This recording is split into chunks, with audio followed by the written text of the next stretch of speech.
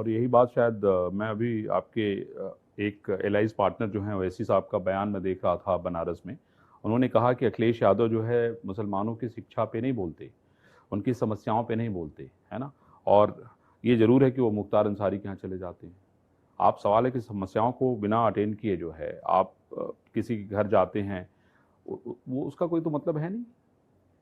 देखिए, हम जिस सामाजिक जीवन में हैं वहाँ ये संभव नहीं है कि हम जिनके लिए लड़ रहे हैं उनकी हर छोटी बड़ी मुसीबत में पहुंचें, लेकिन कम से कम उनकी जिंदगी से जुड़ी जो हर छोटी बड़ी मुसीबत है, जो मुद्दे हैं, उनको कम से कम उठाने का काम तो करें।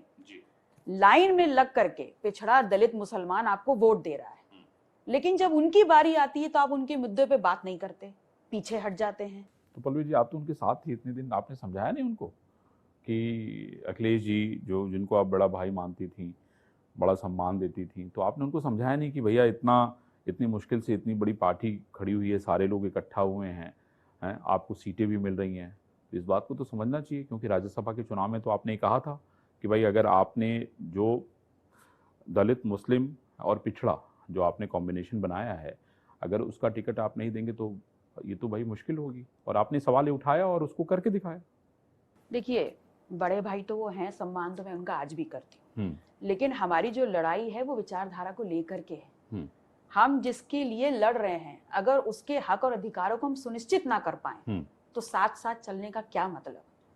हम लगातार अपनी बातें उठाते रहे, और मैंने हमेशा कहा कि अखिलेश जी से तो मैं लड़ के चीजें ले लेती हूँ। हाँ, ये आपने कहा, और मैंने अपनी लड़ाई लड़ी, आपने देखा भी। लेकिन चीजें हासिल नहीं हुई ना पल्लवी जी, परिवार बिखर गया, आपको एक नया रास्ता देखिए, तलाशना हमारी पड़ा। तरफ से तो नहीं बिखरा, हमने हमेशा प्रयास किया कि हम अपनी बातें लड़के करवाएं भी और सही दिशा में मतलब आपने गठबंधन को भाई ले पे जाएं। अधिकार जताने की कोशिश की। हाँ, वो मैंने समझा और मैंने अधिकार जताया, और उन्होंने बहन को छोड़ दिया। हाँ, उन्होंने बता दिया हमको कि हम जरूरी नहीं हैं। आपको क्या लगता है इसके पीछे कौन लोग हैं? आपको नहीं लगता है कि इसके पीछे भी साजिश हो सकती है, इसके पीछे भी कुछ ऐसे लोग हो सकते हैं? क्योंकि अगर कोई मतलब अलायंस का नेता अपने नेता से समय मांगे और समय ना मिले, हमारी जो बातचीत हो उस बातचीत में बिखराव आ जाए, डिच हो जाए, तो आपको लगता नहीं कि पॉलिटिक्स का तो ये सिस्टम होता नहीं है? देखिए, राजनीति का स्वभाव है गुटबाजी, अपने अपने गुट बनना, लेकिन मुझे ऐसा लग रहा था कि जिस प्रकार के संबंध हमारे अखिलेश जी से रहे हैं, हमेशा हमको अवसर मिले।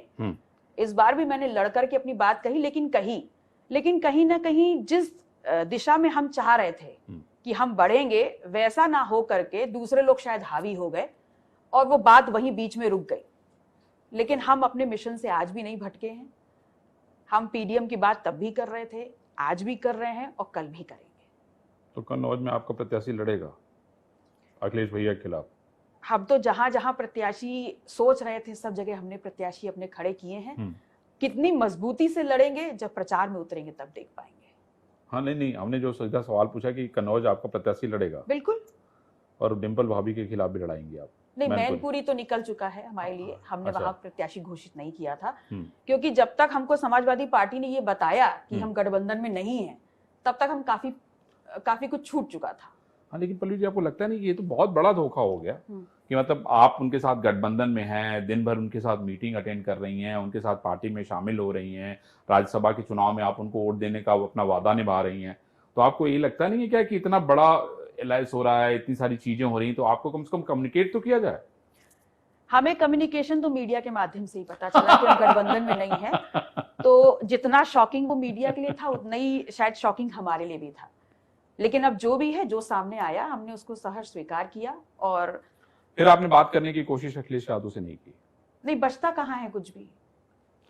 आपको लगता है कि भाई हैं तो भाई से बात होनी चाहिए? हमने तो हमेशा ही मौके दिए कि हमने हर चीज का सोल्यूशन बात से करने का प्रयास किया कि बात से निकले, लेकिन अगर कोई सिरे से हमको नकार दे नहीं तो खड़ा तो नहीं रहा जा सकता। तब तो फिर नहीं। तो मतलब अब पल्लवी पटेल आजाद हैं और समाजवादी पार्टी से उनका कोई लेना देना नहीं है? पल्लवी पटेल तो पहले भी आजाद थी। इस आजाद देश में हर कोई आजाद है।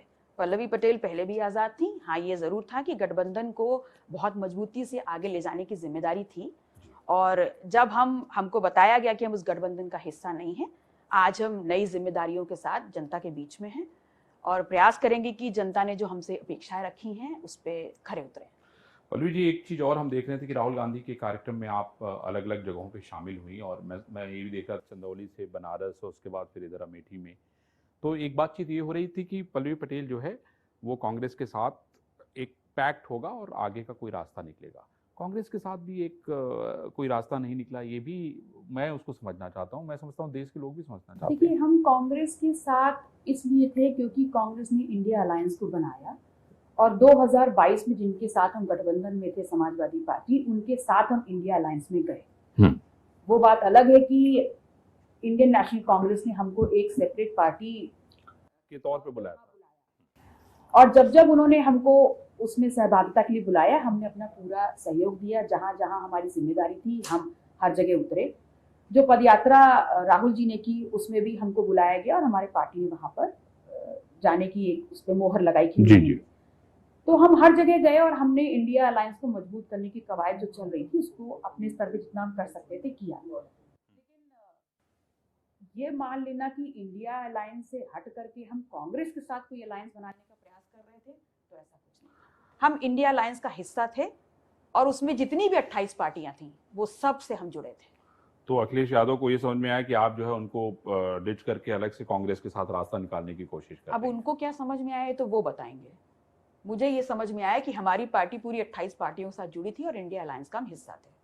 और इधर अखिलेश यादव ने वीटो कर दिया कि नहीं, पल्लवी जी के साथ आप रहेंगे तो हम नहीं रहेंगे।